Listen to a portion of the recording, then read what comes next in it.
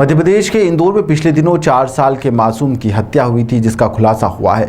Police के मुताबिक हत्या करने वाले बच्चे के परनाना है, जिसने देर रात चादर और घड़ी करते हुए बच्चे का मुंह दबा दिया था और बच्चे की जिससे मौके पर ही मौत हो गई थी। फिलहाल पुलिस ने मामले में खुलासा कर दिया और आगे की जाँच की जा रही है। दरअसल इंदौर के शिरपा थाना क्षेत्र के कदावलिया बुजुर्ग में 4 साल के मासूम की हत्या का मामला 8 अप्रैल 2023 को सामने आया था।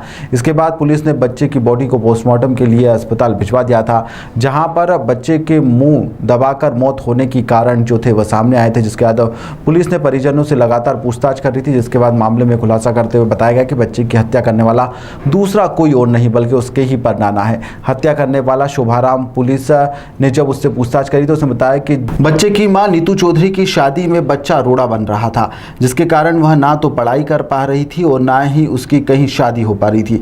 इसके साथ ही बच्चे को जायदाद में हिस्सा भी देना पड़ेगा, जिसके बाद में बच्चे के परनाना ने उसे मौत के घाट उतार दिया। फिलहाल पुलिस ने आरोपी को गिरफ्तार करते हुए मामले में बारीकी से पूछताछ करना शुरू कर दी है। पिछले महीने 8 अप्रैल को हम लोगों को इन्फॉर्मेशन आई थी कि श्रेयांश, जो कि एक 4.5 साल का बच्चा था, उसकी मृत्यु हो गई थी। मृत्यु का कारण जो पीएम रिपोर्ट में आया था वो स्मॉदरिंग था। दो उस समय डॉक्टर्स ने क्लैरिफाई नहीं किया था कि वो एक्सीडेंटल स्मॉदरिंग थी या होमिसाइडल थी।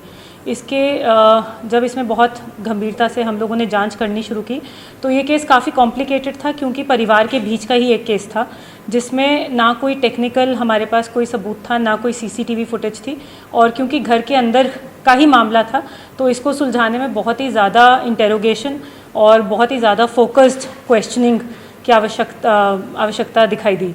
लगातार 1 महीने तक पुलिस इसमें लगी रही और लगातार उनसे क्वेश्चनिंग करती रही। तो ये मामला सामने आया कि इसमें जो मदर थी नीतू श्रेयांश की, वो 2 साल से मायके में रह रही थी क्योंकि उसका पति के साथ बन नहीं रही थी। इसको देखकर उसके जो माता पिता थे, चाचा थे, जो उसके घर में रहते थे, वो काफ़ी परेशान थे और कहीं ना कहीं उनको ये भी महसूस होने लग पड़ा था कि श्रेयांश और उसकी माँ जो है वो एक बोझ है परिवार पे। इसके मध्य उन लोगों ने श्रेयांश और उसकी माँ से गलत व्यवहार करना भी शुरू कर दिया था, बातचीत करनी बंद कर दी थी। ये देखकर उसके जो परनाना थे श्रेयांश के, वो काफ़ी दुखी होते थे और उनको ये लगा कि ये जो श्रेयांश है यही सभी प्रॉब्लम की जड़ है। अगर श्रेयांश नहीं रहेगा तो माता की कहीं नीतू की, जो क्योंकि 24 साल की लड़की थी, नीतू का कहीं विवाह भी और हो पाएगा और श्रेयांश अगर रहता है तो वो ज़मीन में आगे जाके हिस्सा भी मांगेगा। इसी को सोचते हुए उन्होंने, नीतू ने जब रात को बच्चे को सुलाने के लिए 10:30 बजे, जैसे कि लगातार वो अपने परनाना के साथ ही सोता था, उसके परनाना के पास वो छोड़ के गई रात को 10:30 बजे। 1.5 घंटे बाद जब वो उठे और बच्चा रोया थोड़ा वॉशरूम जाने के लिए, तो उनके बाद उनको लगा कि इसको अब ख़त्म करना ही उचित है और यही सही रास्ता है, जड़ से पूरी समस्या जो है वो ख़त्म हो जाएगी। तो उन्होंने जो अपनी चादर लेते थे, जिसको ओढ़ते थे, उसी को इकट्ठा करके बच्चे के मुंह पे दबा दिया और जिससे बच्चे की सांस रुक गई और बच्चे की मृत्यु हो गई। सुमित ने पत्नी पे ही आरोप लगाया था सबसे पहले कि 7 साल से अलग रहे थे, डाइवोर्स का केस चल रहा था, इस कारण से उसी ने ही इस घटनाक्रम को अंजाम दिया। तो शोभाराम ने ऐसा क्यों करा? प्रथम दृष्टया हमारा भी जो हम लोगों को भी लग रहा था कि माता हो सकता है वो परेशान हो, क्योंकि वो उसके पति के साथ भी उसके साथ बन नहीं रही थी, 24 साल की उम्र थी, कोचिंग में जाती थी।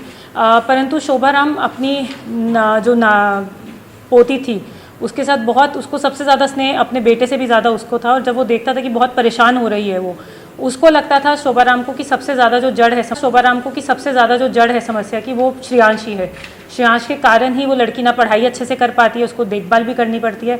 घर में जब वो कोचिंग चली जाती थी तो शोभाराम को उसका ध्यान रखना पड़ता था, नाश्ता करवाना पड़ता था, और उनको ये भी लगता था कि बड़े होकर ये हिस्सा मांगेगा जायदाद में। तो इसलिए उन्होंने सोचा कि इसी को ख़त्म करना सबसे उचित रहेगा।